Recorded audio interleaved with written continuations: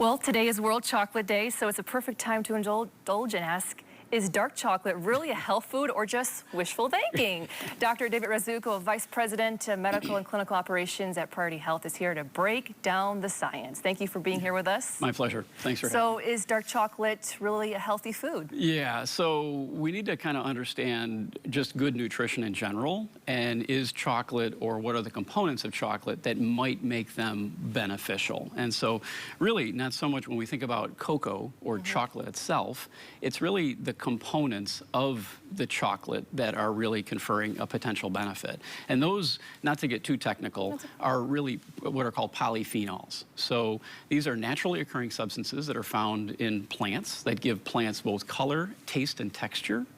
And it's the thought that these polyphenols may confer a health benefit that are contained in dark chocolate, or chocolate specifically, cocoa, but in other foods included, like fruits, veggies, whole grains, part of a well-balanced diet. And so it's these polyphenols that have some potential protective effects in the body, like anti-inflammatory or anti-cardiovascular aging. Very interesting. Okay, so there are mental health benefits, you say, of eating chocolate. What are those? Well, mental health benefits really relate to just body's endorphins. So when we are when we're eating cocoa or taking in cocoa, it actually can affect our hormones as well as the neurochemicals that give us both satiety as well as a sense of well-being. So it's fairly poorly studied, but again, it tracks back to the components of these polyphenols. I feel good eating after chocolate. Exactly, right. And so, yeah, sure. How much chocolate is considered a healthy amount? Yeah, and so here's where we'll say that if you're not a chocolate eater or a chocolate lover, we're not going to recommend going out and eating chocolate, right? Yeah. Because chocolate itself can have a lot of negative effects. There can be a lot of sugar in that, there can be a lot of milk product, and a lot of excess calories that, are really unintended. So the Food and Drug Administration, as a result, has not come out with, here's a healthy recommended daily allowance of chocolate. What should people be looking out for when they're selecting their chocolate? Yeah, so what we're talking about with the health benefits, as I mentioned, potential anti-inflammatory, potential cardiovascular benefit, and those all relate to these components of polyphenols. And so when you're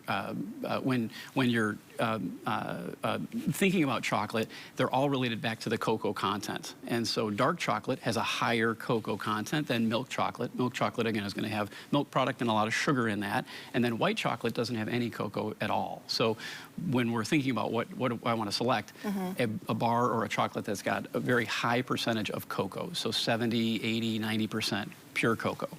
So which also, unfortunately, relates to the bitterness. So these polyphenols are the same things that are considered astringent in the chocolate itself, and it gives it that bitter taste.